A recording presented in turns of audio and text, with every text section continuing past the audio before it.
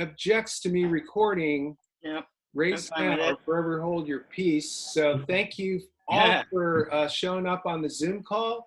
And I think you all know me. I don't see any unfamiliar faces. But in case you forgot, my name is Chuck, and I'm the organizer of the OB networking group. And today I'm very excited to have Sean Cassidy is going to be speaking to us about LinkedIn.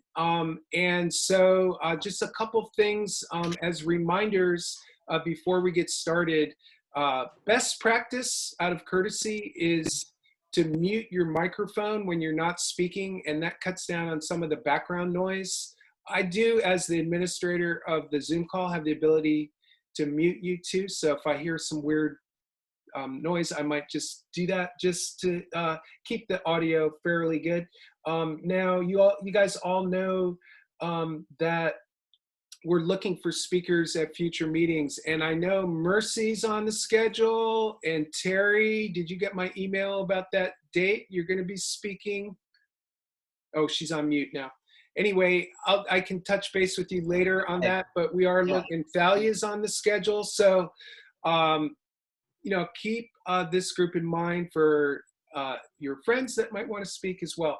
And then, so I also want to give reminders too. If you want to come to a meeting, but you have a conflict and you feel like you don't want to arrive late, that's okay. You can come late. If you have to take a phone call because you have a client on the line and you have to leave early, we understand, we get it. We're all here to make money. And if you have time to even say hello for 5 minutes, that's perfectly fine. Of course, we want you to stay on the duration of the call, but we know that people are all trying to make money, but don't feel bad for coming late or leaving early.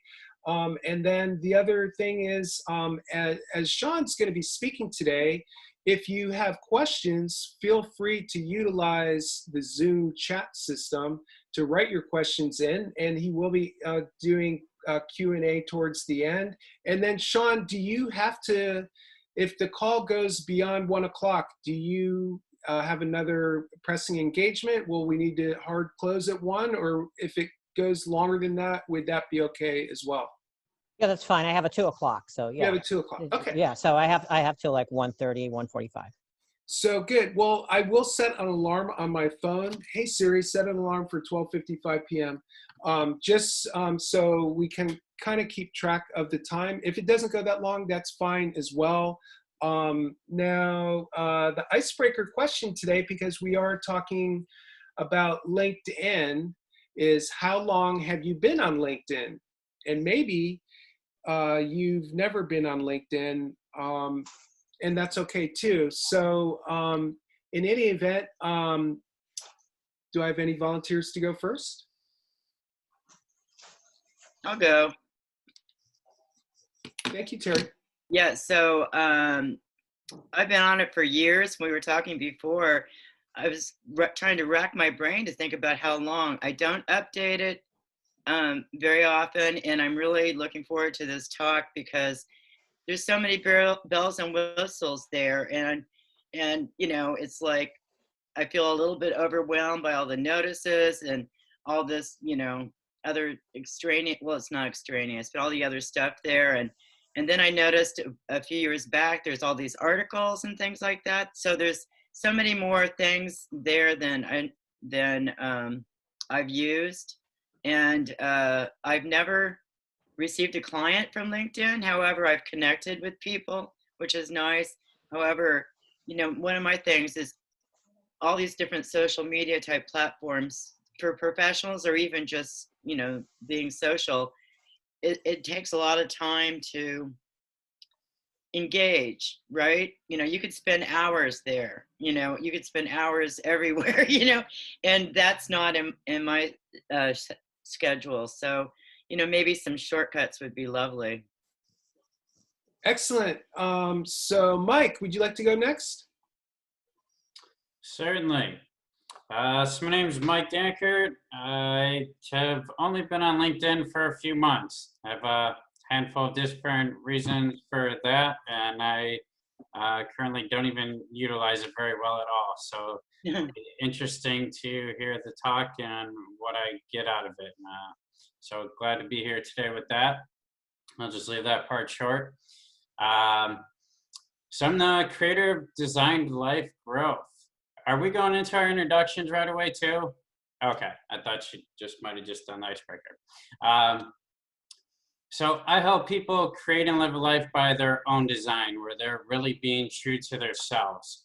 And I've created what's called Your Life's Playbook for setting up your goals in such a way you're constantly being pulled forward and actually achieve your results. And you're being the most efficient and effective with your time, where you're maximizing it so you can do the things that you love to do. And whether that's your business, your free fun time with a partner or whatever, it's always good to spread that out where you're not doing all of one thing. Because as much as we're passionate and love our business, if that's all we do, it's gonna burn us out. So Mike Dankert, creator of Designed Life Growth. Awesome. Kyle, let me unmute you. Oops. How you doing, Kyle? I'm good. How you doing, Chuck? Good.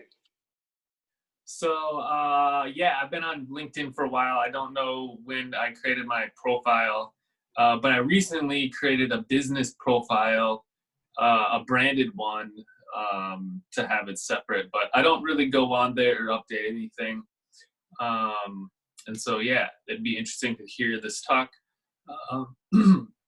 My business is phone and tablet repair, and I'm mobile in OB. And I've just been doing this networking group now for a good year at least, maybe a year and a half. But yeah, that's me. Oh yeah, my name's Kyle. It says it on. Awesome to see you, Kyle. Mercy, are you ready? I am. I'm sorry. I actually was downloading LinkedIn, the app, Wow, while okay, we were that's talking awesome. because I probably joined when it first started. And I remember when I thought it was significant and relevant, and I haven't thought that for many, many years. The only time I actually have sent somebody a link to it is when I'm doing something, obviously, and people want all my social media links, and then I put LinkedIn on there. But that's why I was really curious to hear what you're going to have to say today, Sean, because I guess it's becoming relevant again, or I'm just out of it. I can't believe how much it looks like Facebook now. It really does to me, at least. So I was listening to everything you said. But anyways, I'm wondering, all of a sudden out of nowhere, I've been getting some notifications, and I got some happy birthday things the other day, and I'm like, what? From LinkedIn, people that I guess I know on LinkedIn. So I don't know why that happened. It's just so weird that everything on social media seems to know what you're doing. And maybe it knew that I was going to be listening to this. I don't know. But anyways, I think everybody on here knows that I used to live in San Diego. I hope to come back there in the next year or two. But anyways, I used to be very involved in everything in San Diego. Still am. I mean, I still run San Diego Food Fanatics on Facebook, which has a lot of all the foodies and people on there that want to know what's going on with the food scene, and you have chefs and GMs and everybody on there. And I tried to start that here in in Las Vegas. I will never be able to get San Diego off my mind because it's like home to me. But I started a Las Vegas Food Fanatics, and community is not the same at all. I just, after a year, I can't get people to really, and yet people join all the time, but they don't participate in any discussions. 100 people will look at a post I put up, no responses at all, even if I ask a question. Really, San Diego is a very special place, probably not just with the food scene, but especially with that. People just love communicating about their favorite places. Like even Chuck's still saying, hey, and if you just want to talk about your favorite restaurant, which may not reopen, by the way. There's so many of them that are going to be closing because of what's going on. So, but our icebreaker was, I guess I answered that. I've just been on LinkedIn for years, and curious to see what Sean's going to say. Did I cover it all? You did, and you bring up a really good point about engagement. Just because you post, if no one likes it or writes a comment, it's maybe going nowhere. So that's a really good point. It's not just Facebook. LinkedIn has that issue too, from what I've seen. So Bill Shaw, I think we got your, let me unmute you. Got your microphone problem. Yeah, Oops. hear me now. I can hear you great. How are you, sir? I'm good, thanks. How are you all? Good. Nice to see you all. I guess this is the intro, but you had to forgive me. I stepped away because I found myself in the middle of laundry, which, you know, Alexa is folding my laundry. In any case, I'm Bill Shaw, and I am the owner and founder of Elegant Outdoor Shade Design. And we help people design and create intimate outdoor living space. Came to San Diego about 4.5 years ago from Ohio, wherein I am still now a dealer for what was formerly an independent contractor for shade tree canopies. If any of you have visited or patronized the OB Surf Lodge, you would have seen our canopies there on the outdoor patio mounted on their pergola. Also done some projects at Sunshine Grill and THC. But yeah, I'm an analog guy living in this digital world, and I think what you're expressing and we're all witnessing is this new phenomena, namely social media, digital media, and LinkedIn. You know, you could fill an entire page with different web pages, websites, groups, etc. And one book that still sticks in my mind that I read some time ago, I have to pull up the author, but if you check out Drinking from the Fire Hose, talks about how we are so inundated with data. We're a data-driven, and yet we're so much of it is inconsequential or insignificant to our stated intentions and or purpose. So it's really difficult, I think, as Mercy and we're all experiencing, how do you cut through the clutter? There's just, I would call it digital pollution. And this is where I think that a former company that I had in video production that bundled video production with print media with specialty advertising, which are promotional products, as a multimedia package to integrate that message. So I think that in a lot of ways it has to be like a three-legged stool, that your digital personality and or brand has to reinforce your nothing replaces hand-to-hand, eye-to-eye, and or your print material. So if it's integrated, you have a package, but any one of those legs and you're falling down. So that's my shtick. If you need to, I'm the shadiest guy in San Diego, so don't believe a word I say. Well, I'm not sure what happened to Dan Dennison. Anyway, Ellen, nice to see you. How are you today? Good. It's great to see everyone. It's good to see you, Chuck. I like seeing Susie's ooh la la behind you. Oh, thanks. My wife gets credit for that. So I'm Ellen Burrell with Heal Consulting. As far as LinkedIn, it's been somewhere in between 6 months and a year. Longer than 6 months, less than a year that I've been on it. I have a lot of IT digital shyness. But when I left the county last year, and then actually it's on my to-do list to update my LinkedIn profile, where I've updated that I have Heal Consulting now, but haven't updated my introduction piece of it. So this is really timely and something that's been on my to-do list for a while. Heal Consulting, I have over 25 years experience in healthcare and homelessness. So I provide input on different programs, serving the homeless, work on program evaluations, and then my passion is providing trauma-informed care training for frontline staff, non-clinical individuals. So, not your psychiatrists, psychologists that have access to all the continuing education and self-care, but the frontline staff, if it's the clerk at 7-Eleven out in El Cajon, or if it's your outreach workers working on homeless projects. Outstanding. So Thalia, how are you today? It's nice to see you. Hello, I'm doing well. Nice to see you too, Chuck, and everybody. My name is Thalia, and I do design and branding. My official title is creative director. I do a little bit of everything. And I am in Ocean Beach, although currently I think I'm in Palm Springs virtually.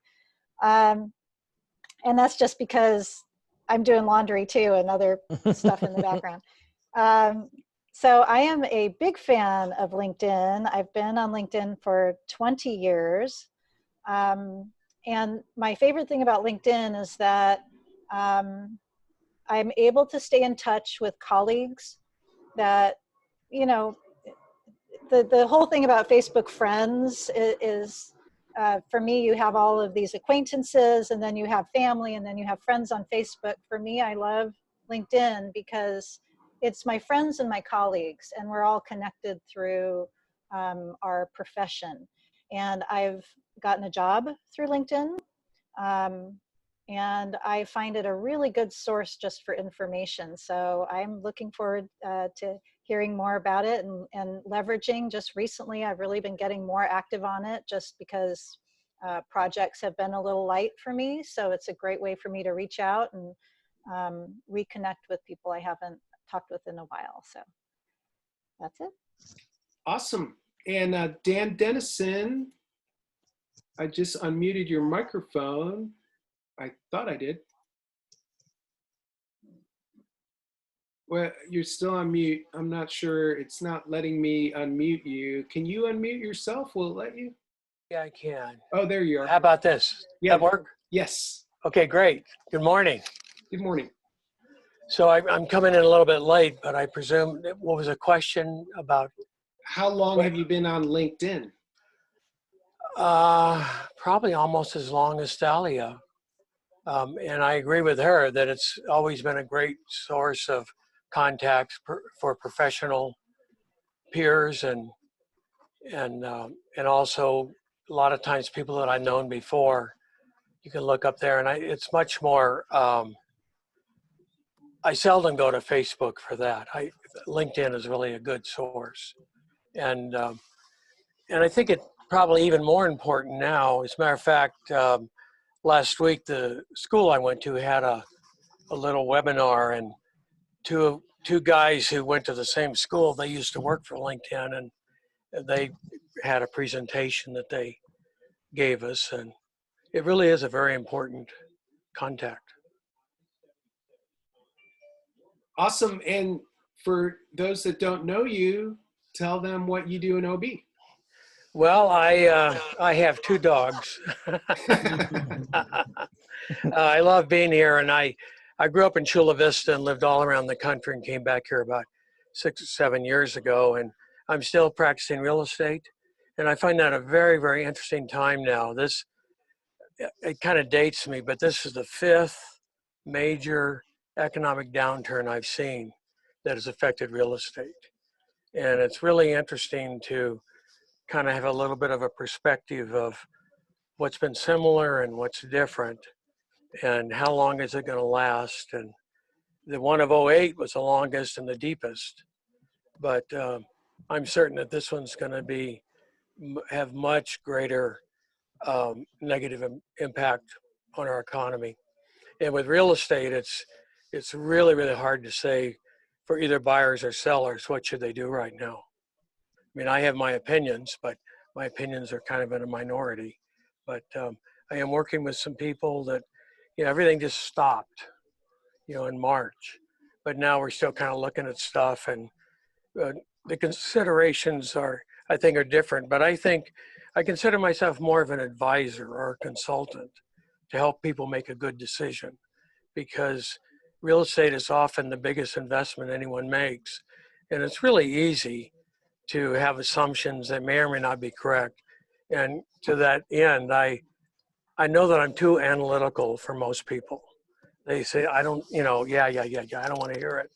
And but my comment is, my feeling is that because you haven't done this before, you really are not aware of some of the things that could come up that are going to impact you. And I think that when I was young, it was sort of like you don't spend more than 20% of your income on your housing, and you know, and you don't really get in too deep. You want to make sure you're conservatively set up, and everything got so far away from that.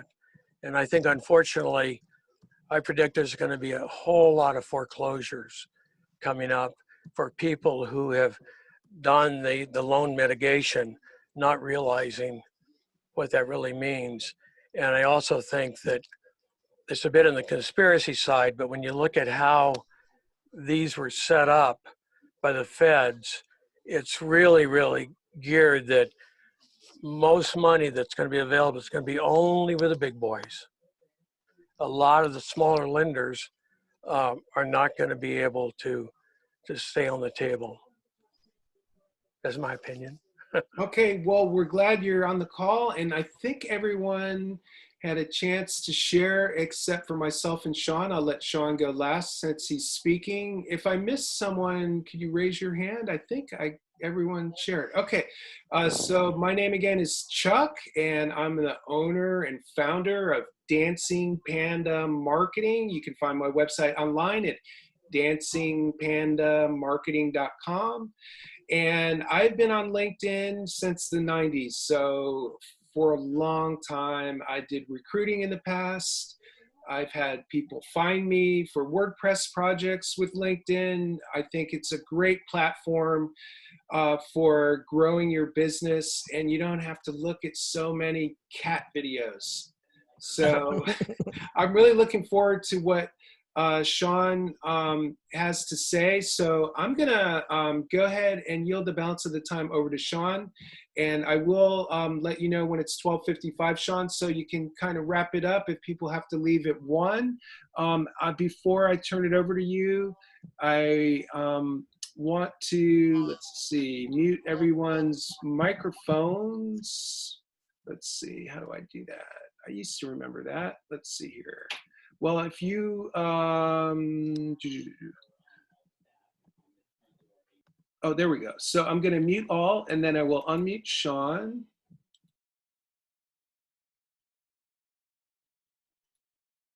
So Sean, thank you for speaking today. Can you still hear me all right? Yes, can everybody hear me? Yes. Okay, wonderful.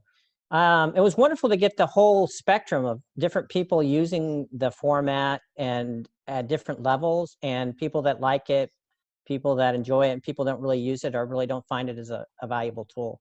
So I'm going to give a little history on the tool prior to my presentation. So it'll take a little bit of the illusion out of the tool. So I was a beta tester for LinkedIn. So I'm one of the, maybe the first 100 users of LinkedIn in general. And I have been using it for business development and for business strategy since the beginning of LinkedIn.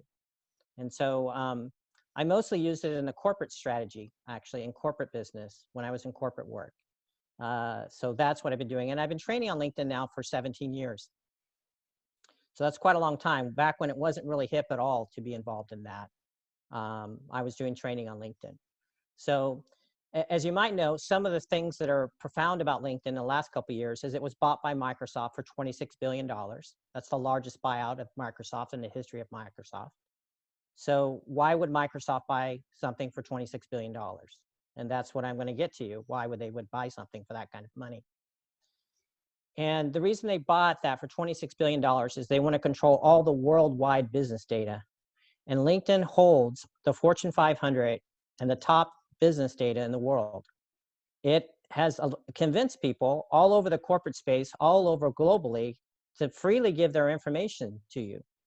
So that means the top, Fortune 500 companies are in there. That means the top companies globally are there. You can go anywhere in the world, and you can get access to high-level people in LinkedIn. The other thing that you can do in LinkedIn is it's very much known as a recruiting tool. And LinkedIn's bread and butter for years has been in the recruiting space. And it controls corporate recruiting and the business recruiting space. Another reason why Microsoft did the buyout.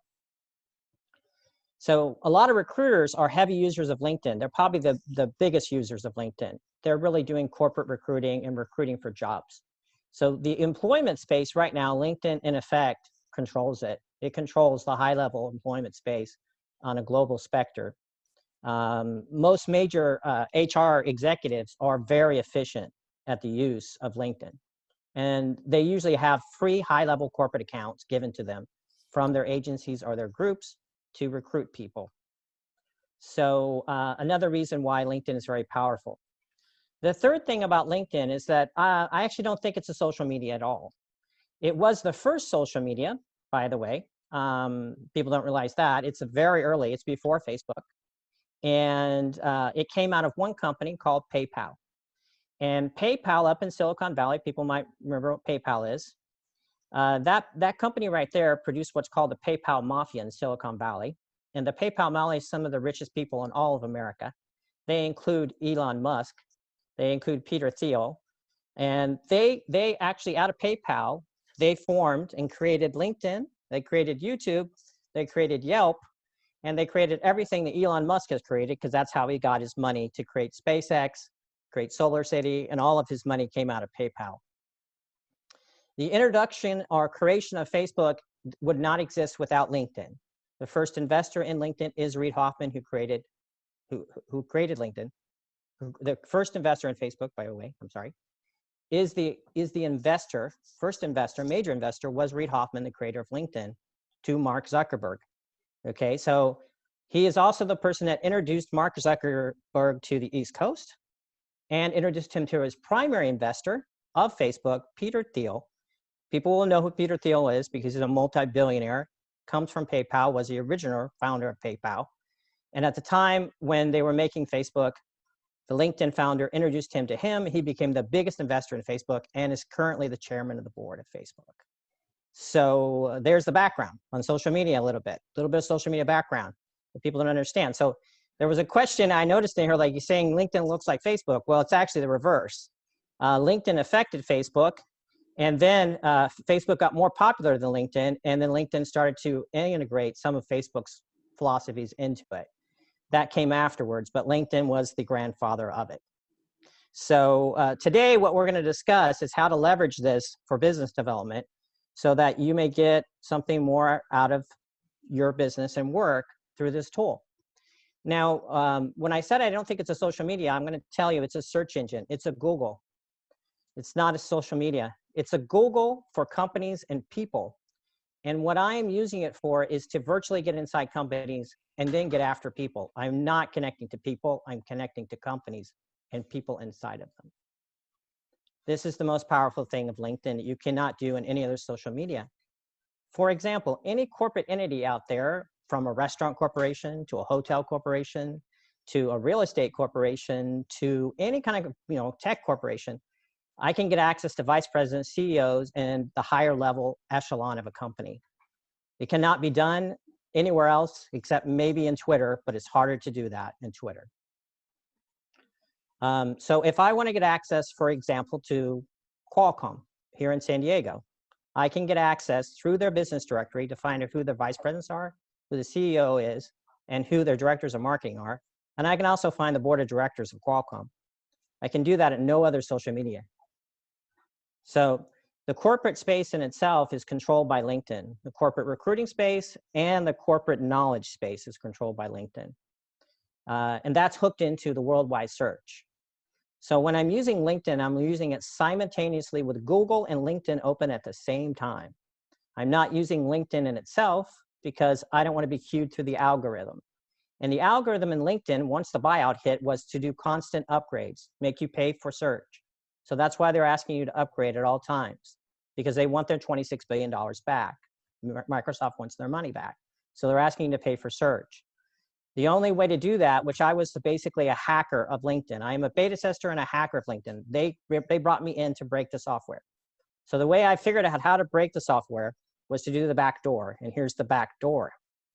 I'm going to tell you guys now where the back door is. The back door is not looking for people, but looking for corporations and companies in Google, and then hyperlinking that into LinkedIn. So I have a Google up, and I might look Qualcomm, LinkedIn, and I'll do a search in Google, and that will give me an echelon interconnectivity of me for vice presidents, directors of marketing inside Qualcomm. Then I can hyperlink into that, connect to them, and the algorithm, the computer algorithm of LinkedIn will not be queued by that, meaning that it will not request that I upgrade. I can connect endlessly inside of Qualcomm if I wish at that point. That was when I began to break the software. So I began to realize that I would treat, which now is like a part of our politics, I would treat companies as people. I would treat them like human beings. And then I would do the hierarchy of a company based on human interaction. This allowed me to hit 30,000 contacts in the first year of LinkedIn. And that's the max you can do on LinkedIn. And you cannot do that in Facebook. You can do 5 in your personal. You can have a business one, you could go to millions, but you cannot connect to 30,000 people in any other social media at a first level. It's the only social media you can do it in. So I knew from the beginning I would max out the software. But then as I started to max out the software, I realized something very important. Now, this is another aspect of why I think you should be using LinkedIn. I started to realize I had social influence in the corporate sector. If I was interconnected to a vice president, let's say at Sony, and I knew 50 or 100 people they knew digitally, all of their friends would say yes to me over immediately. I wouldn't have to even request and make a special introduction to them because I was dealing with what's called social hierarchies. And social hierarchies in corporate space is kind of finite. Here's the social hierarchy in the corporate space. You have a triangle. At the top of the triangle, you have board of directors. They are generally the richest people in a company, and they are generally the investors in a company and the advisors to the executive team of a company. So my job after that was to take over board of directors systematically in corporate spaces to get more influence inside of corporate spaces for work, for business, for myself. And I systematically started to connect only to the high echelon of companies, not the mid-level, not the lower level. This would allow me to have very high ability for them to say yes to connect to me over and over again, because I knew 20 or 30 people in their influence space, you would say, a social influence space. And our society is built on social influence in some ways. That's why, for example, when Facebook was created, he hacked Harvard's computer systems. You know, we saw the Facebook group, Facebook movie. He got into all the elite colleges on the East Coast, and all the children of the very wealthiest of the wealthiest of America were inside of his Facebook groups, his face page groups. This is one of the reasons that Mark Zuckerberg got funded. He was inside the biggest influence spaces in all the world and the wealthiest families in all the world that came out of the elite colleges. So what you can do in LinkedIn is you can control social influence access. And this is extremely powerful. This will get you access to anything you want inside that space of data.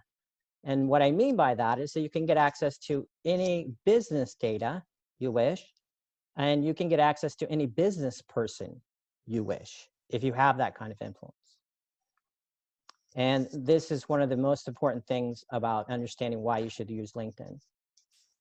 And LinkedIn as a social media, it's complex, more complex than Facebook, but I'd say all the social medias, because I've been training social media a long time, really are at about a 6th grade level. That's why the young people can really get efficient at them all very fast. But they're not at a high intellectual level, but LinkedIn's probably at the highest because of the data and business data involved. It's really probably at the highest understanding level in social media. Let's see.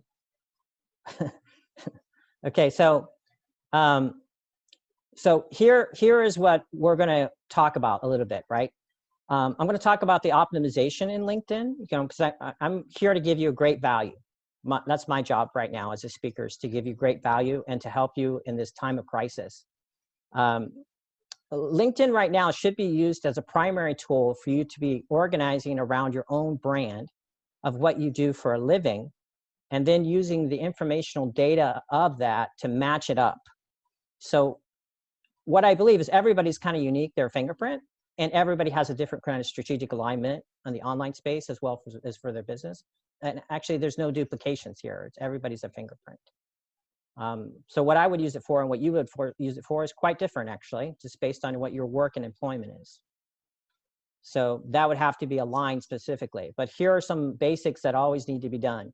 Your photo is very, very important in LinkedIn, and even in the algorithm search. It should look like you're Skyping directly at a person and seeing you right in the eye, so that it projects honesty. That is like a Skype, like you're Skyping with somebody. You know, if you're distant, you're far away, you look odd, people won't find trust in you. They simply won't. They'll even see that same thing happening in Facebook or in other social medias. Your photo is actually very, very important in the algorithm of LinkedIn.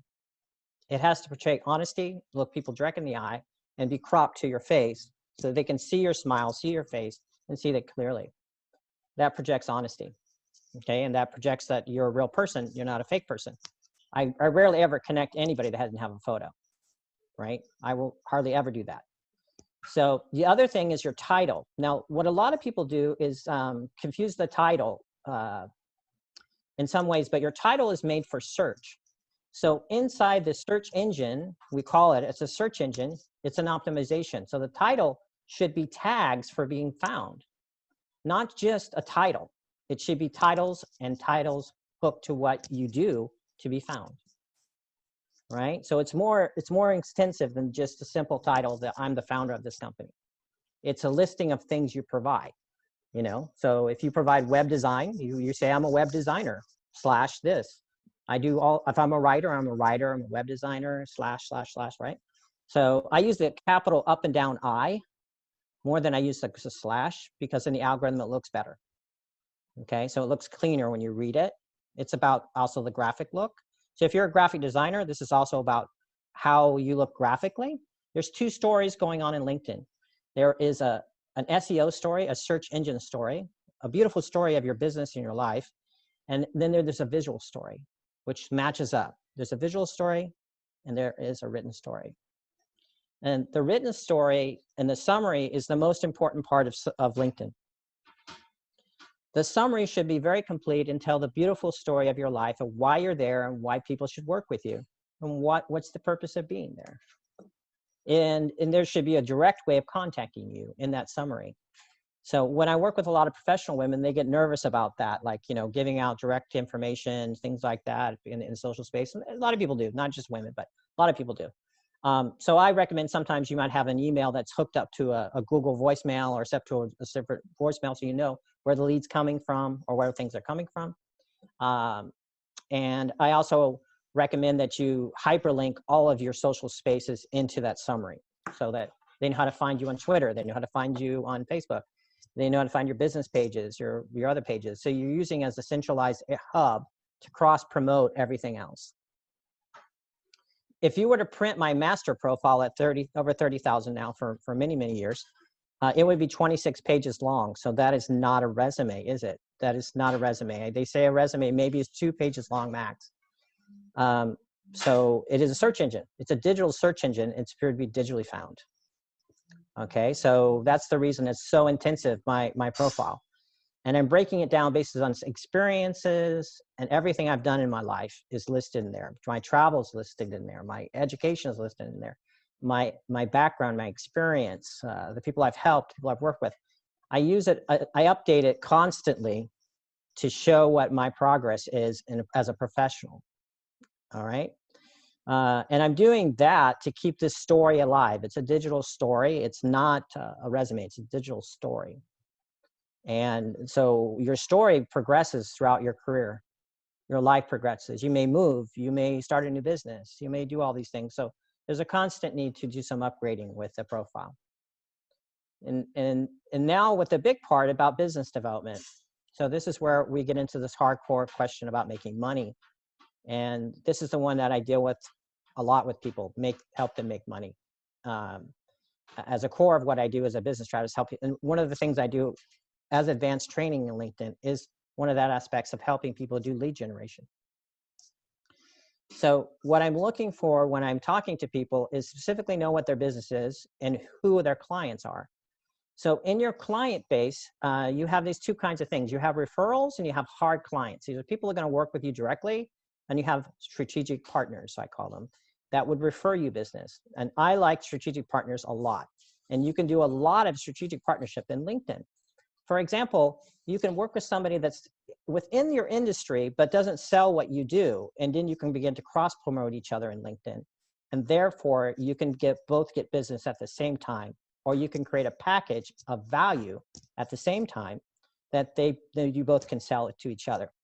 And you can then leverage your own networks against each other without having any sense of competitiveness in it, right?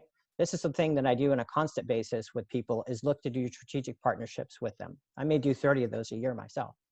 And I also, when I work with people online, I'm doing a strategic alignment with them to look about who would there be their perfect strategic partnerships. Strategic partnerships in themselves are more valuable than one client, because you might get 5 clients from a strategic partner than you can get from one client. So it's a one-off, right? Now, the direct clients you might have is really to know who your client is, to know exactly what you sell, what you have to sell, and who the client is. To know who the client is, you'll then have to look at job titles. And that's what I'm using LinkedIn for. So if I know that I'm always working with the director of marketing of a company, then I'm going to interconnect with 400 or 500 people and directors of marketing. I'm going to look to actually play the actual systematic mathematical problem. I'm going to use math based on the law of averages of sales and marketing, and I'm going to pitch 100 sales and marketing people the same pitch, only to close 3 or 4 of them, right? Even if I do 50 of them, I still have a ratio based on my sales. And this is true in real life before digital life. You had to have a sales volume of people that know about your products and services in order to have a closing ratio. So if you only told one person about what you do, you only have that one opportunity to make that sell. But if you can tell many people what to do, then you have an opportunity to shift the volume of selling. This is another reason I use LinkedIn, because I need to know exactly what the industry you're in and what is your primary client. If you know what your primary client is, you can begin to organize that in a data shift of shifting the laws of averages in your favor. And this can be done for anybody, just depends on what kind of the work they're doing, right? This can be done for anyone. Now, the other thing about LinkedIn that people don't understand is that it's holding more corporate data than any other social media. So it's at a mass amount of data. So the amount of data in that as a global level is so much in search that when you go through Google, you'll see LinkedIn popped up. Even when you don't search LinkedIn, you'll see LinkedIn pop up because the data is so massive. It's so huge. So the review of what I'm saying is that I'm not connecting to people, I'm connecting to companies. So the first thing you need to be doing is asking yourself 2 questions. Who are my strategic partners? And who are the people I work with, right? And what are their titles, right? And that will answer the question of how you need to use LinkedIn. So at this point, I'm going to open this up for a Q&A, an intensive Q&A of anyone in the room, and I'll do direct questions. All right, so let me unmute everyone. Sean, is this mostly about the lead capture? Well, it's a lot about your brand alignment on the digital space, and then the lead capture. So it's about aligning your brand story so it's very appealing, and then it's about capturing new business. Yeah, because I mean, if your digital story is not appealing to people, they're not going to stay interconnected with you, and that's especially true in corporate spaces. So Sean, my question is, I get a lot of other website people that want to connect with me, and usually if I accept that, then they're pitching me. They're trying to get me to become a reseller, and so is there an advantage to having a bigger network? I mean, if you get someone that's trying to connect with you and you're pretty sure they're just trying to sell you something, what is your personal philosophy on that? I mean, I'm sure there's an advantage to having a bigger network, but the trade-off is you get a lot of message is people trying to sell you, and it's not something I'm really interested in buying. Right. Well, as soon as I'm connecting to people, I'm actually targeting the data up front. So I'm actively going after people than waiting for people to come at me. So when people come at me, they have to have a certain value to me, and that has to align to my strategy. Like if they don't align to my strategy, I really am not going to connect to them, to be honest with you. I'm not going to waste my 30,000 contacts. And when I say that, people say that's a lot of contacts. It's not once you really know how to use it. It's really valuable. The 30,000 first level contacts become extremely valuable because they're the ones that are actually feeding you work, or they're your clients. I mean, so they're extremely valuable. So when you're asking me, when people pitch me, I mean, I expect to be pitched, to be honest with you. I mean, I'm in marketing, I've been that. I'm expecting people to do that. I mean, it's to be an entrepreneur, you have to make a living, you know? So I expect that. What I'll be oftentimes having a conversation with them right away is to say, let's see if we can strategically partner. And if we can't strategically partner, then the value is not there for me to stay interconnected. It's just not. There's no value for me. And then it should not be a value for them either. Sean, we've hired consultants before, and the normal procedure is they take our money and kind of that's that. Put up a few links, and then we're out whatever money we paid them. So how close, when you said you had 30 strategic partners, you know, your $1,500 fee is not a big deal. If the results are there, that's kind of a drop in the bucket. Right. But how do we ensure that you're not another consultant that's going to, tell me more about how your strategic partnerships work. Okay. Well, I'm a strategist, so I'm not an agency. That's a little bit different, right? Strategists are duplicators. They duplicate themselves for people. A good strategist is. That's what an efficient, honest, good strategist is. They duplicate themselves for people, you know? So I basically make you me. So it's pretty hard not to get an ROI on that. I mean, you know, if I can tell you what if you're able to duplicate what I can do, you can actually monetize that. So I have a built-in ROI for what I do, right? So the other thing that you have to ask yourself in this whole space is the consultants come in, they provide a service and they do that. Strategists are not that. I'm not a consultant in that way. I'm a strategist, which is somebody that does something. Basically, I can't say I did good work with you if you did not do well. A strategist cannot say I worked with that client if that client did not do well. So I lose big time, you know, because my work is based on referral totally based on referral. I have to do good. Yeah. Is it a profit sharing, or what kind of arrangement, you know, not to get into too much detail, but, you know, tell me a little bit about your fee structure. Well, you asked two questions about strategic partnerships. Now, I do different levels of strategic partnerships.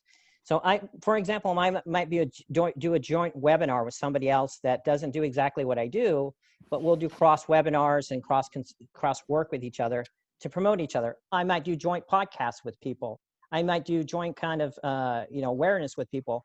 All that is graced without money or any kind of investment. That's purely a win-win, both sides. I'm using them to promote me. They're using them to promote you. And I'm finding new people through them. They're finding new people through me.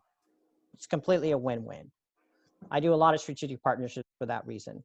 And then when you ask about my structures of how I do it, I do hardcore one-on-one, 3 hours a day with people for 15 hours.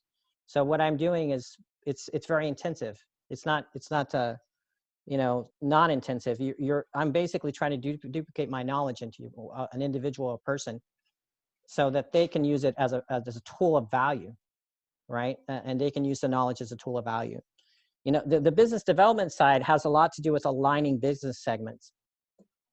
Everyone in this room actually may or may not know it, that they're dealing with business segments. They're dealing with certain kind of industries that they always are looking to get business from. So you have to align that digitally to get more work. And that is where the work of the 15 hours take, to align the actual market strategy digitally. That's why it takes about 15 hours to do that. To optimize a profile doesn't take that long.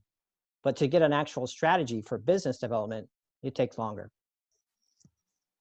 How much are you using video in your LinkedIn?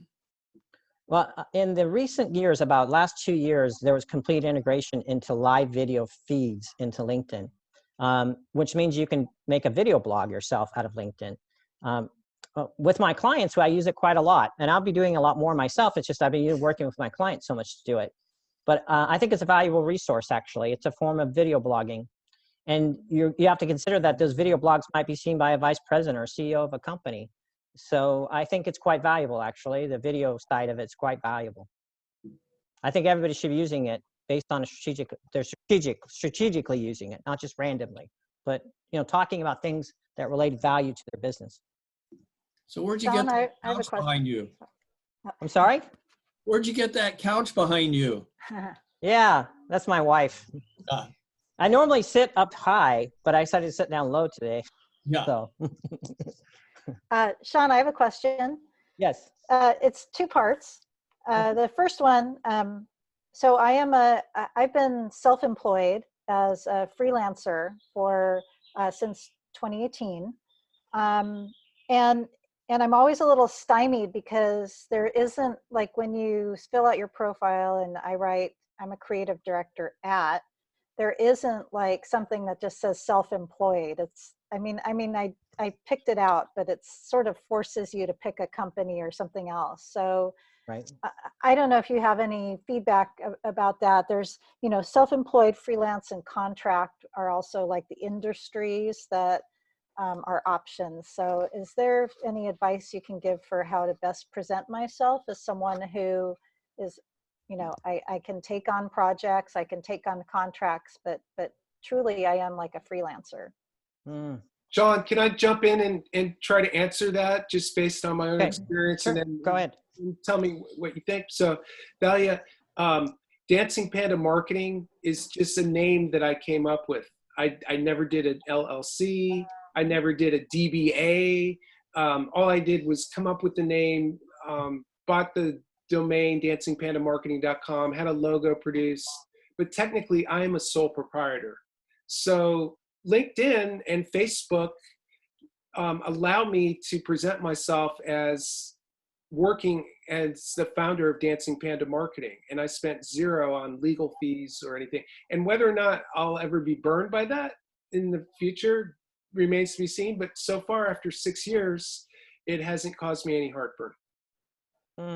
I'll do a follow-up on that as a strategy. I kind of agree with what he's saying. It's really awesome in that way, and I think that's going to grow us. But on LinkedIn specifically, there's hyper tagging. So when you join, you say, I am part of a certain entity. So I could say I'm marketing and advertising, or I'm this. So during periods of time of strategy, I'll shift industries. So right now, for example, I'm calling myself e-learning, like in the actual tag in LinkedIn, so I'm in e-learning because I'm connecting right now with CEOs and vice presidents in e-learning companies as a strategy, because I think e-learning is going to be big in this post-pandemic world, right? So that's one of the areas I'm tagging. So I may, over a period of time, shift from maybe marketing and advertising to e-learning or to computer software or to that area, just based on a strategy of the type of individuals I'm trying to get a hold of.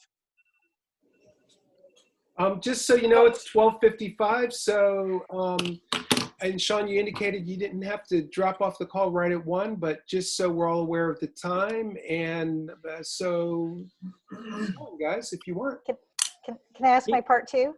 Sure. Yeah, if you want. My- I'm here. I can be here till like 1:45 max. Okay. My part two is on LinkedIn, similar to Facebook. You can make certain things just visible to your network, just visible to first connections, and just visible to public. So I have certain things set to public, and I have other things that like I'm not showing. So is there, for someone like me who I want to get a pretty good exposure out there, do you have any suggestions for that? Do you think it's better to just stay within the connections that one has, or is it better to go public with a certain number of things, or does it just depend on the individual?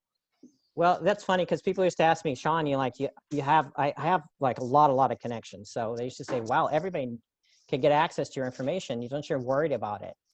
Aren't you concerned about it? And I said, no, I'm going to be completely transparent. I'm going to be a completely transparent individual. And what does that mean? I mean, that means you can connect to all 30,000 people I know, and I could care less.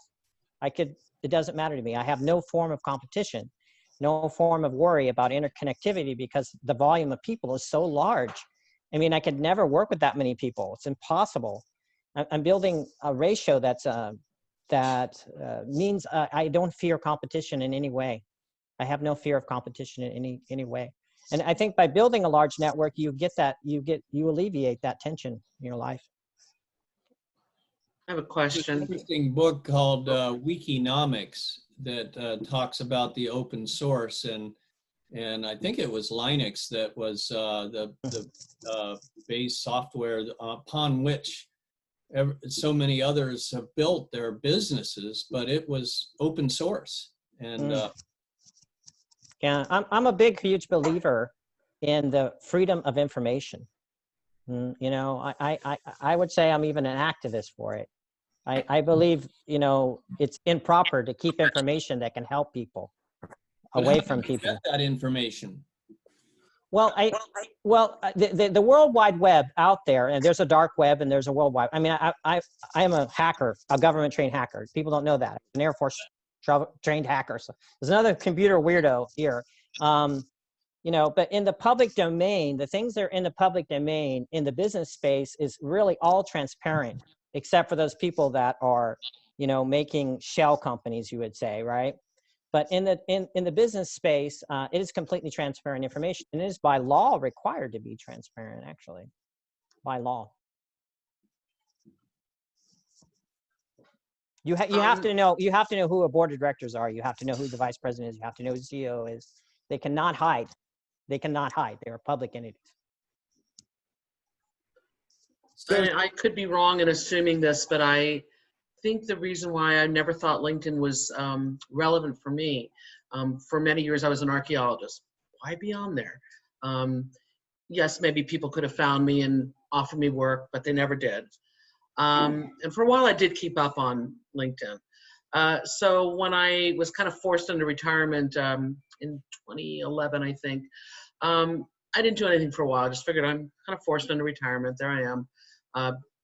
LinkedIn didn't even cross my mind. And then over the last few years, I've been a food blogger, and now I'm a reseller on Mercari. And still in my head, I go, why? Why would I be on there? Why would I say that? So just please correct me if I'm wrong and tell me, should I be, pushing that? Well, I think if you have to get to any kind of corporate space, you'll need to go through LinkedIn to do it. So if you have a vendor corporate space, or you have a side corporate space, that would be like the owners of franchises of restaurant chains, the owners of franchisers of hotels, the owners and franchisers of any kind of food product, any kind of service product, any kind of promotional marketing product, you can get them on LinkedIn. So your sponsorship level literally exists on LinkedIn.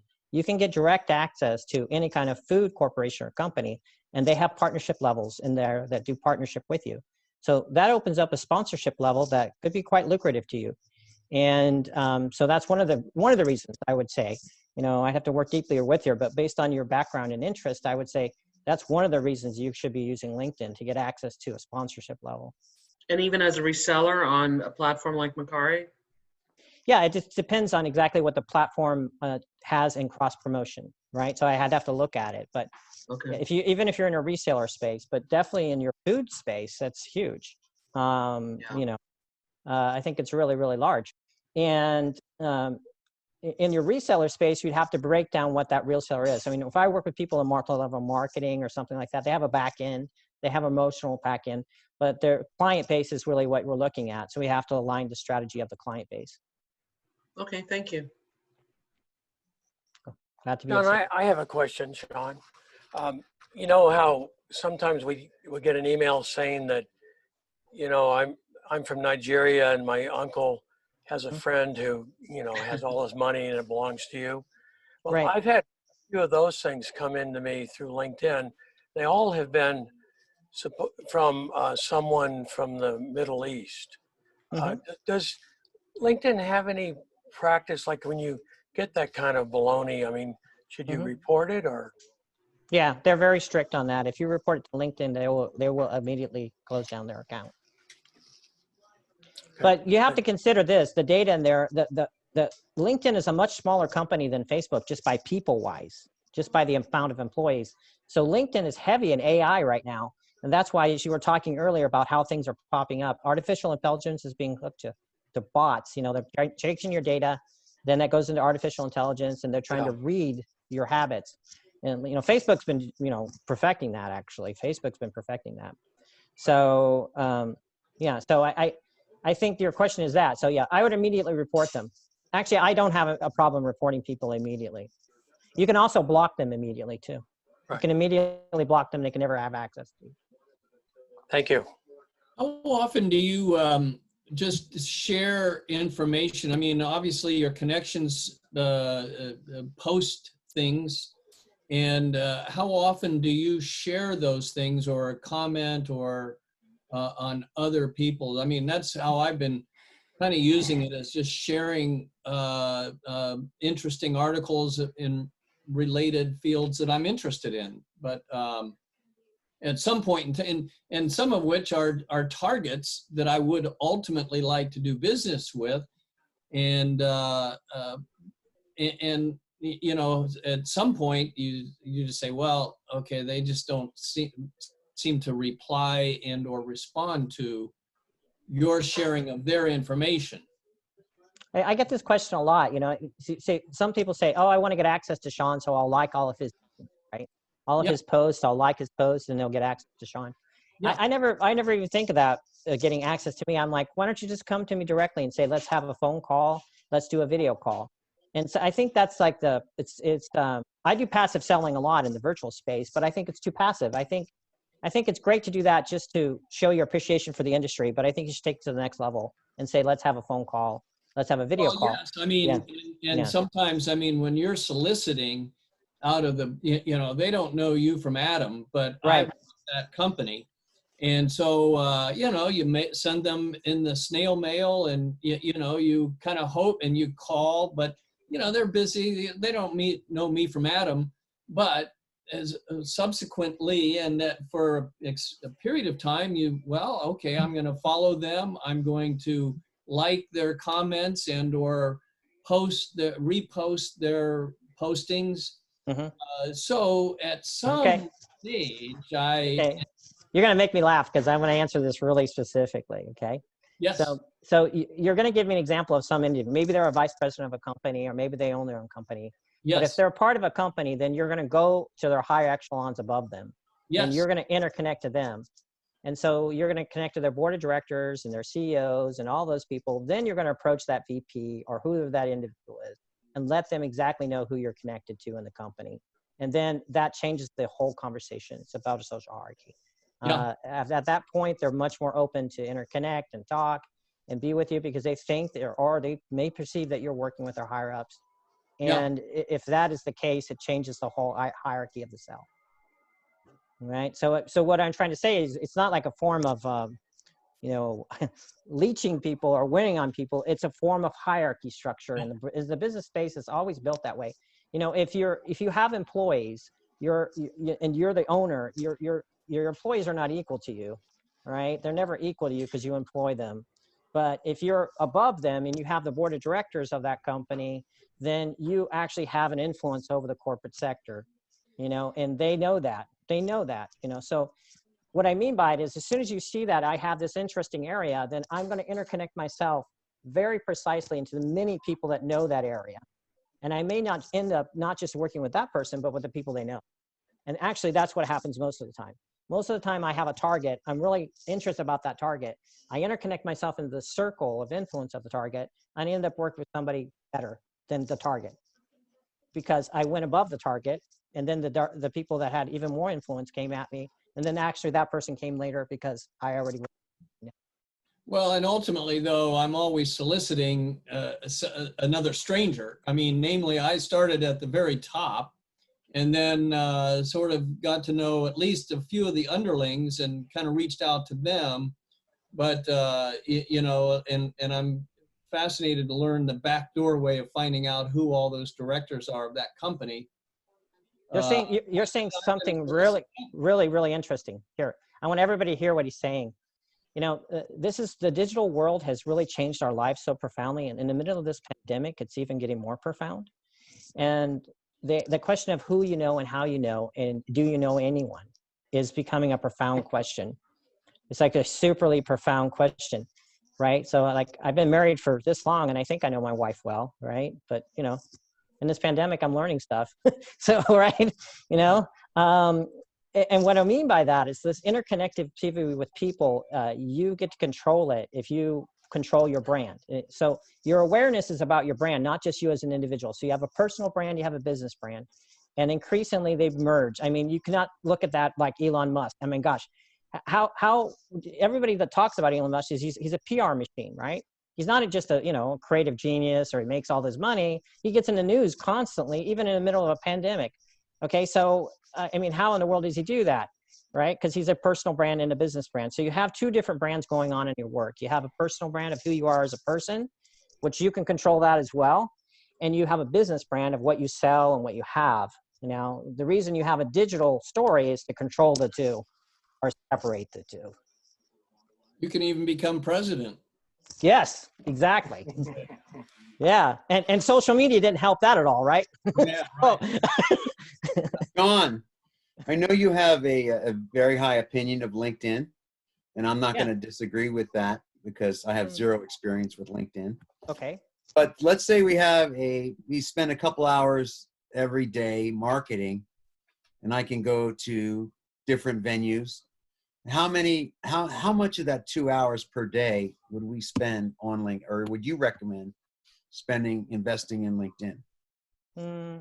I think once you're optimized, your profile is really good and everything, it's around an hour a day.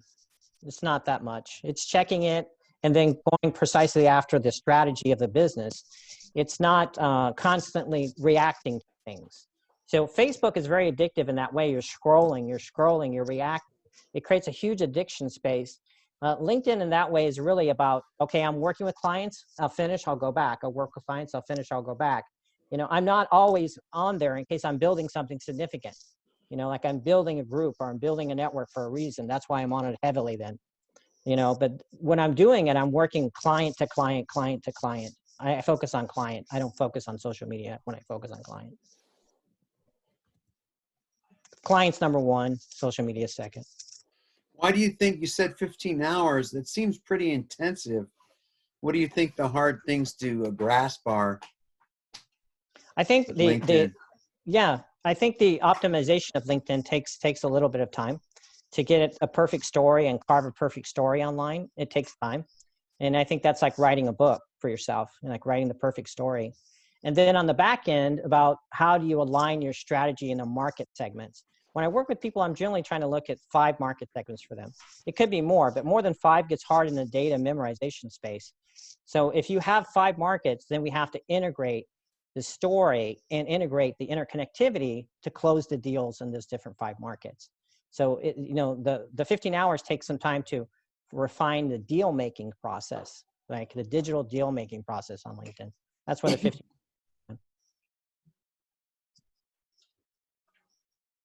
Can we put documents right on our LinkedIn page so they could just download the agreement, the bond, different legal documents that we have to include? Great Disclosures? question. Great question. LinkedIn brought out this software called SlideShare years ago. And SlideShare can allow you to upgrade any kind of media you wish into LinkedIn. So videos, white papers, any kind of media you wish can be uploaded into your profile and also uploaded into your feed. You can't do that in other social medias, by the way. You can't do that. So yeah, you can upload any kind of document you want. You can also open it into a third-party app to do that, but most of it is already integrated when they did the buyout of SlideShare. I'm going to sign off, but I wanted to say thank you, Sean. That was great. Very informative. I learned a lot. I realized that I've been on LinkedIn 18 years because that's as long as it's been it's a long time. around. So yeah, I thought for some reason I thought it was when I started my first corporate job, but it was a little bit after that. So anyway, really interesting. conversation. Thank you very much. Thank you. Yeah, absolutely. Appreciate all the info and answering all the questions. I'm about to hop off, so everyone have a great week.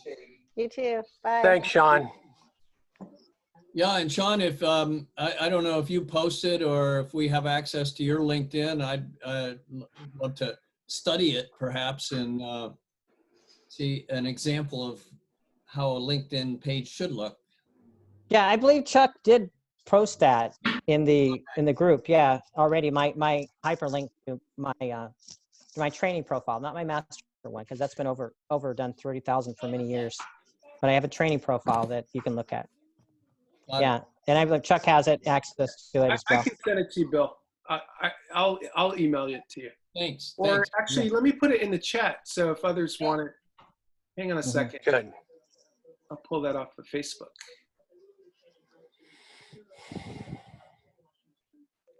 And I'll wrap. Is there anybody that has any further questions before we wrap? Lots of questions, I guess. Okay. Like, I don't know what the next question is. You know, what's the next question? So the truth is that tool is a multi-tool, and you can do a lot with it. Right. You know, so that's why it's very interesting, right? You can do a lot with that tool. It's intensive what you can do with the tool. Well, that's what I found interesting about that book, you know, Drinking from the Fire Hose, is that in just creating my first website and again, an analog guy trying to navigate this digital world, it's for me, it's easy to get lost in the weeds. So, you know, it's really deciphering what is important and how to best apply your time and energy. I think a book you would love, Bill, is Eric Equalman's book. Eric Equalman, he's a writer. He's basically a writer about how he's a corporate person that became digital corporate person that became a writer. And he talked about the future economy, the digital economy. And he wrote about it like 5 or 6 years ago. It became really big. He was the one that did all the videos about how all of these videos would come out about how everything was shifting to our digital work. But his books are really profound, very profound to understand exactly what's happening in the economy, in the digital economy we live in now, the internet economy. Yeah. And so I think you really love his work. Eric Equalman. Yeah, Chuck, if you could maybe post that, or Sean, give that to him, and I mean, that would be good information. I'd love to. Yeah, I think you would love his work based on what you're telling me. How do you spell his last name? It's Equalman. So it's Q-U-A-L man. Equalman. Yeah. And he did L-M-A-N. Yeah. Okay. Yeah. Yeah. And you'll see everything of his work online because he's very well known for those videos he used to make every year about how everything's changing towards the digital and online space. Yeah. Sean, I've thought of doing a live podcast. While our auctions are pretty exciting, a lot of people use them to gamble and try and fight over items. And you know, at the end of the auction, you know, if you lose, you don't spend anything. If you win, you get something for it in return. But we were thinking about doing the end of the auction could be very exciting. And we want to do and our auctions, the ending is about an hour and a half, maybe 2 at the most. But that would be something to do, to get together with and do like a live podcast, because we'll have like 500 bidders, 500 registered bidders in our auctions. What's unique about LinkedIn is it's just like all the softwares right now, they're merging and but just recently on your business page, you can now do virtual events through LinkedIn, and they have the actual system to do it. You don't have to do any third party. They have the integrated into your business directory that you can do virtual events through it. So it's pretty amazing. It just happened in the last 2 months. Month. Well, when these companies, a lot of times corporations will have corporate, you know, we'll liquidate a company where we're selling forklifts and car lifts and backhoes and excavators. And, you know, you just, there's one corporation after another on those lists. So when we get those, we can download as the auctioneer. I have access to all of that, what they bid on, when they bid on it, how much they've spent in a year. I get some pretty unique demographics. So if we could somehow integrate that, especially the contact information, into like the LinkedIn, I think it's huge. Yeah, it's huge. I think every business out there should be using LinkedIn.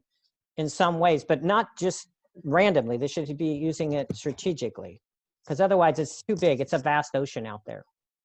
Hey, you think Alignable is kind of a waste of time right now, being so, basically a beginner? Alignable is a different network that just started. And Yeah, I was curious about that. Okay. me Yeah, too. I'm answering these questions. Yeah. I work with startups all the time, but your startup levels in the digital space move faster than they can in the physical space now. So, the digital space can move really, really rapid, especially if you have somebody that knows how to move it along quickly.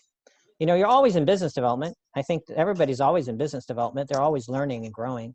If you're not learning and growing, I think, you're missing something. I don't try to claim I know everything. I try to get access to people that know everything. I'm a person that tries to get access to other people that can help other people. So that's what a strategist does. He doesn't try to know everything, or he or she. He tries to get access to people that can help everybody else. Do you see blockchain playing any role in LinkedIn in the future, or This is gonna be a big conversation, but yeah, here's what I'm gonna say to you guys. And then this is gonna be a little on the conspiracy theory. Who was the other doing conspiracy theories with me? Okay, so out of COVID-19, right? China released out of COVID-19. As soon as they started to make their release, Alibaba, which is the Amazon of China, bigger than the Amazon here. They make more money than Amazon. They have 5 patents with the Chinese government to do digital currency. So China has no problem with moving forward on digital currency. They already gave the patents to the company, and that company has more money than Amazon. So it's a mega company, huge profitable company. So the digital currency space, or what we would call blockchain, I think is going to go rapid. I would not be surprised at all in the next year or two that we will have digital currency in the United States, and that we won't not have any fiat money will end. I would not be surprised by that. It raises a question. If China is noted for their currency manipulation, why would we trust that their cryptocurrency is going to be any different? Well, the thing is that you're such a huge country, they don't even need us to do that. If everybody in China went on digital currency tomorrow, they would be able to flip current, world currency. They have enough people to do it. You just study how much money Alibaba makes. I mean, seriously, study how much money Alibaba makes. Alibaba makes a really huge amount of money. I mean, it's really massive. And of course, they have the European market too. I mean, they're integrated South America, Europe. But the blockchain space is bigger than this. Here's what I think about the reason we're going to blockchain is because the actual banking systems in the let's talking about banking systems right now. The digital banking systems, the access to digital data is hackable. It is no longer protectable. So the only way to protect the banking system is blockchain. Blockchain is the only thing that's never been completely hacked. Now, you talked about Bitcoin, that's different than blockchain. Blockchain is not Bitcoin, it's not that, but blockchain is unhackable at this point. It's not able to be cracked. So I would say very likely we're going to be seeing that integrated into the banking systems. So if you want to ask me what is, follow the banking sector right now, following exactly what our large banking sector, our credit unions are doing, and we'll see the future of where this money systems are going. Yeah. Blockchain's coming with like a freight train though. Yeah, it's coming like a freight train. I'm Blockchain? Blockchain? Blockchain, yeah. What is that? Blockchain basically is this systematic interconnectivity that we use. It's often used in digital currency, the use of currency, right? But it says that you talk to each other in a space through computer programs that talk to each other. They talk to each other in a deeper space, and you can't actually break through the space. Therefore, it's a chain reaction, right? And this kind of thing is profound in the financial sectors right now. It's definitely profound in Asia right now. I mean, it's like really profound. And then I think it'll be hooked to AI, which is artificial intelligence of data, then hooked to how they control information without being in a broken chain. That's what blockchain being chain. It's a chain of informations that interconnect together. And, well, okay, so as a professional hacker, yes, okay. Are you saying you have you couldn't hack into a blockchain and setting up a virtual company that is going to purchase or somehow counterfeit Bitcoins or counterfeit some cryptocurrency? I could, if I wanted to, hack BitChain. If I wanted to, I could hack it. And I know people that could hack it, but I would never do that because I'd be in jail for that. So I would not admit to doing that, nor would I say I've done that. Okay, well, that never happened. Okay, so never happened and never would happen for me because that's illegal. But what am I saying is that the Bitcoin is a different thing than blockchain. Blockchain is a systematic system which Bitcoin works within, and Bitcoin is separate from blockchain. But blockchain itself, I do not know how to block. I would not know how to crack blockchain. I don't know too many people even in the government sector who know how to do that. And if they did know how to do that, they would all be in jail right now. Is it conceivable to create counterfeit Bitcoin? It is conceivable, and it's also what's happened in Asia, for example, in Singapore, Malaysia. They have broken into banking systems and siphoned money out of them. It's only in Hacker News. You don't see it a lot in the U.S., but it has happened. Okay, but they have now cracked. Those are they were not on Bitcoin at the same time. Okay, so I mean, some of these banks were not updated, these banking systems. But we're getting into conspiracy theories a little bit, but they're partial conspiracy and they're based on some fact, right? So that space right there, I would say most of the financial sector, watch it carefully, most of the financial sector will go towards blockchain. Yeah, they will go to blockchains. I don't know if we're going to still have fiat money, but it may not be money we saw like we've ever seen before. Of course, you have to think about it. I mean, Europe has 26 countries. They made up a currency called the euro. It was made out of air. I mean, they just made it up, and then all the countries started using it. And then you have the UK that says, I don't want to be part of it, and they want to keep their currency, which is sterling. And so, we're into that conversation about money and currency. But the data world that we're in can get very interesting. That's why LinkedIn can get you access to very crazy people, because you can get access to people inside blockchain. You can get access to people inside virtual reality. You can get access to people inside corporations and tech spaces. You can do it in China. You can do it in Japan. You can do it in Europe. It doesn't matter where they physically are. Right. Well, that's what makes it hard. How can you arrest somebody who is, nothing but 0 and 1s? Well, there's whole enforcement spaces over there that are hiring hackers. Our government has its own hackers, and so does Russia, and so does everybody else. There's good hackers and there's bad hackers. Okay. Yeah. There's enforcement hackers out there. So, it's an interesting world. It's going to get more interesting too. Have you read yes. Revolutionary Wealth? I don't know if I read it, but I'll have to check it out. It's Alvin Toffler that wrote Future Shock. Oh yeah, I know that. Yeah, I do know that one. Yeah. He wrote Revolutionary Wealth, which is a really interesting book. Yeah, Eric's work, I think you would love. Seriously, I think you would love Eric's work. Yeah. I think we're at 1:30. I think that's it. If no other questions, I'll be glad. If anybody wants to reach out to me, please do, and I'll answer any further questions you may have. And Chuck, thank you so much. I was honored to be of service. Thank you, Sean. I learned a lot. I took a bunch of notes and I want to go optimize my profile. So thank you. I really appreciate you taking the time for us today. Thank you so much. I wish everybody a wonderful day. Health and happiness to your families as well. Thanks. Thank you. Likewise. All right. You as well. Take care, guys. Bye-bye. Thanks.